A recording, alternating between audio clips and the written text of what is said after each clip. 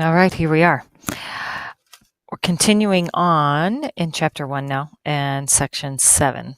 And there's an awful lot here, and I want to make sure that we cover all of it. So today what we're going to do is tackle the first part of section 7, specifically the distributive property.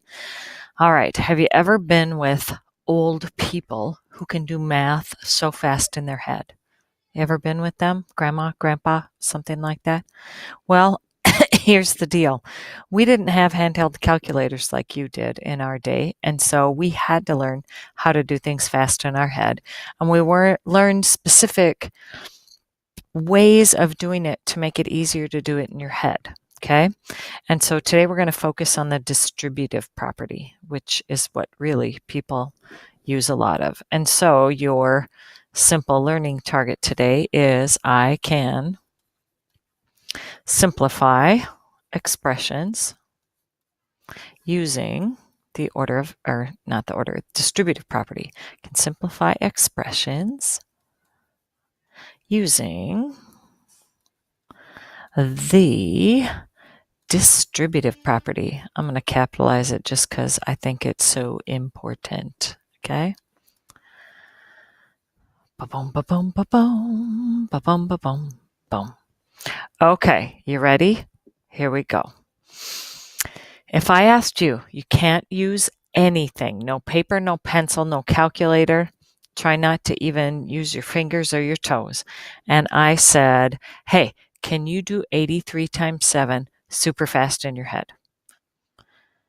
And did you get an answer yet? Tick, tick, tick, tick, tick, pressure's on. Or how about 28 times 6? Tick, tick, tick, tick, tick. Can you do it fast? Huh?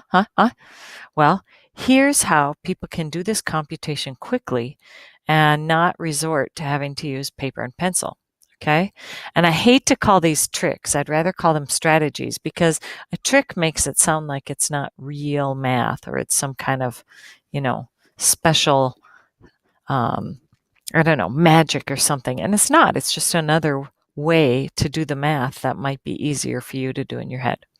All right. So, first thing is I need you to look at 83. Think of 83 as this, 80 plus 3. So go ahead and jot that down underneath. When you think of it this way, we have to multiply that whole quantity by 7. So I need to multiply each part by 7. So I need you to think of multiplying the 80 times 7. Can you do that in your head? When it's got a 0, it's just it's 8 times 7 and add a 0 on it. Okay, and then take the 3 times the 7. That gives us 21. Add them up and get your total, 581. Is that what you got when you were doing it before? Okay. Sometimes you'll see people kind of do things and use what I call Sheldon's invisible chalkboard and then, do it up in the air. Kind of the same thing. All right, look at the next one. 6 times 28. Okay. So what I want you to think of is something like 6 times, let's think of 28 a different way. Some people might say, oh, well, I can do just like I did this last one and think of it as 2 chunks, the 20 and the 8, and then multiply each part by the 6, because I can do that in my head. So 6 times 20, in your head now, 120. 6 times the 8, 48. 120, 48, 168. Boom. Okay. There's another way you could think of this as well. Here's another way. Sometimes it's easier to think of it as a subtraction. So maybe instead of 20 plus 8, maybe people would rather think of this as like 30 minus 2. 30 minus 2 is 28. Take 6 times 30, 180. Take 6 times the 2, that's 12. Subtract them. Okay, take away 10, that's 170. Take away 2 more, 168. There it is. And actually that strategy, now this isn't actually pre-printed in your notes, but let's take a little detour here. And I want you to write this one down. What if I said, take something like 9 times $14.99. Oh, gross. Gross. And I'm going to say, no, it's not. That's not bad at all. Here's how I'm going to think of this. I'm going to think of this as 9 times $15 minus 1 penny. Okay? $15 minus 1 penny. Now watch what happens. I'm going to think of it this way. 9 times 15. Okay, now if you can do that in your head, go ahead. Or you could even think of breaking the 15 into a 10 and a 5 and distribute like this. 9 times 10 is 90. 9 times 5 is 45. That gives me 135. 135 bucks minus, take 9 times the penny, that's 9 cents. Take 9 cents away, $134.91. Boom. Okay? This is just another way that you can do it without having to take $14.99 times 9. You get 81. Carry the 8. 81. That's 89. Carry the, oh, do you see how this strategy works as well? And sometimes it's a lot less messy than having to do the multiplication the long way. Cool.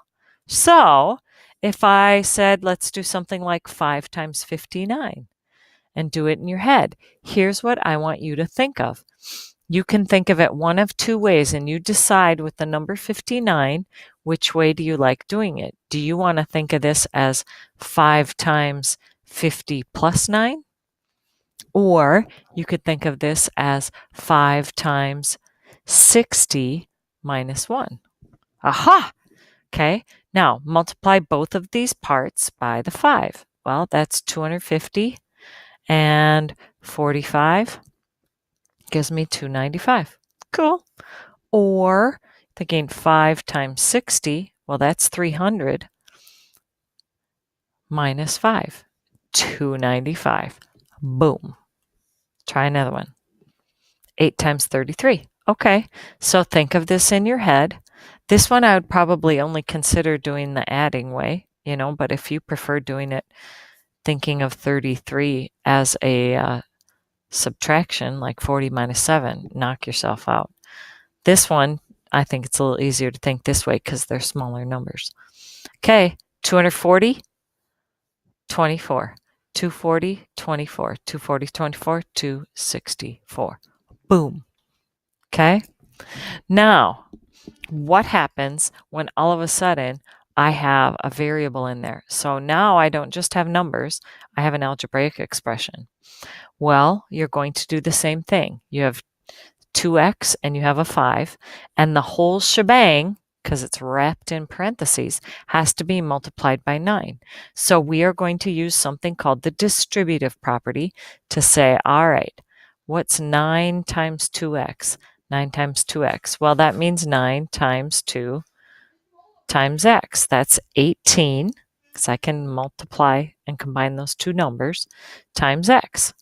Now take 9 times the 5, 45. We'll talk a little bit more about this in the future, but these terms, this guy with the x and the 45, can't combine those together. Just leave them separate.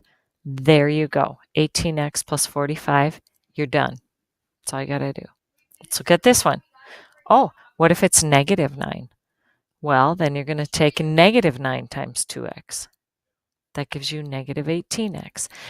Take negative 9 times 5. Okay, negative 9 times 5 is negative 45. They're being added together. Now, here's the deal with this. You can leave it written as negative 18x plus negative 45. Sometimes, because we don't like always writing a plus and a minus sign right next door to each other, we'd put parentheses there. Or you could simply write it this way, negative 18x and minus 45. Negative 45 is like subtracting 45. That minus sign is like stuck right in there. Either way is an acceptable answer. They're equivalent expressions. Look at another one. Ooh. Okay, let's see what happens here. I have to take negative 4 times 6y, okay? And then I'm going to subtract, and I have to take negative 4 times the 7, okay? This distributing thing is kind of like, I don't know, does anybody even still play Angry Birds? Like that. That's kind of like what you're doing here. Okay, so negative 4 times 6y, negative 24y. Watch your signs. Negative 4 times the 7 right here is negative 28. You have to then bring down this subtraction sign and look what's happening. Minus a negative. Subtraction really means to add the opposite, which would be positive 28. So to write this in the most simplified, clean fashion is to write it with just plus 28 rather than saying minus negative 28. Okay? Now, let me show you something. I want to look at this problem again. And this time, I'm hoping you can make this leap with me. Okay? We're going to kind of jump into something. Watch this. Every time you see subtraction, I want you to think of it as really, this is really like adding negative 7. And I want you to think of this minus 7 is negative 7. I want that minus sign stuck to this 7. Okay? Doesn't belong with the 6y. It's stuck with this. And then think of it this way. Negative 4 times 6y. Okay? Do that part of the distribution first. You get negative 24y. Then I want you to take negative 4 again, but now I want you to think of this as negative 7. Negative 4 times negative 7. Stick that minus sign with the 7. Then look what happens. Negative times negative is positive 28. Then we kind of avoid this whole minus negative thing. I kind of like this way. And as you do more and more and more of these, I think you'll see how quickly you'll just adapt to automatically doing this. Okay?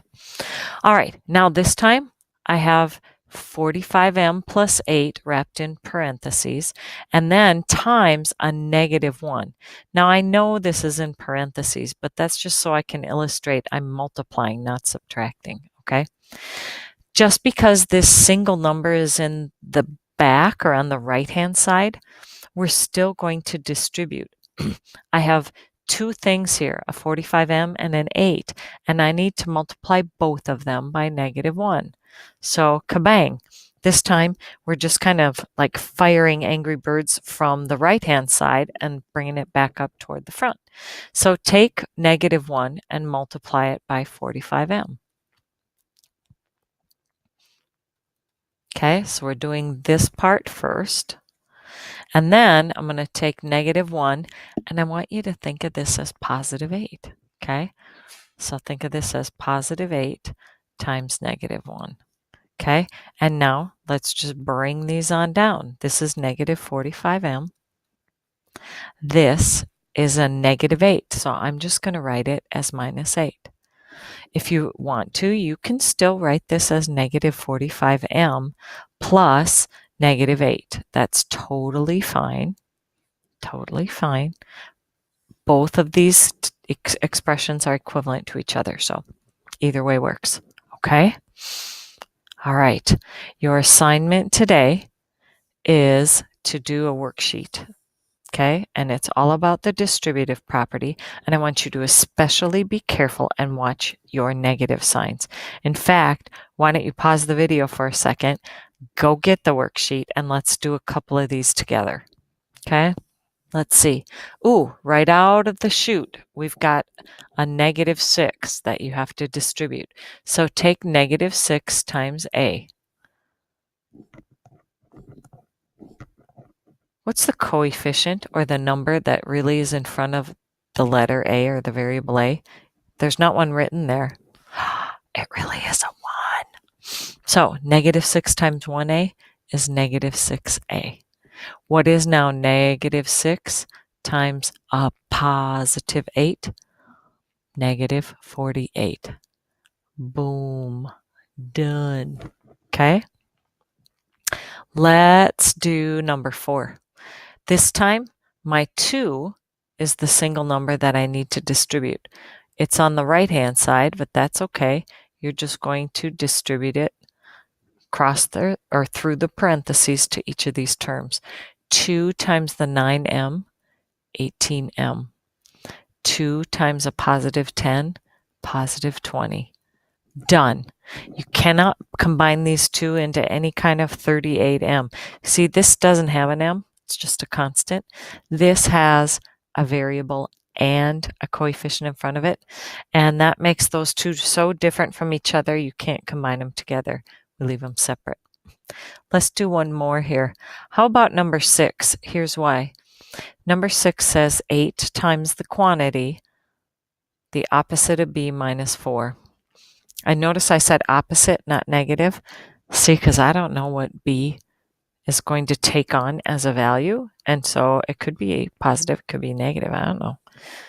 All I know is that there's this extra minus sign out front that operates like -1 times b. Haha. Now distribute that 8. -8b. 8 times, think of this as -4. Think that becomes -32. Done. Okay? There you go. I want you to go ahead and finish the rest of this. Please watch your signs. All right? Good luck, and may the force be with you.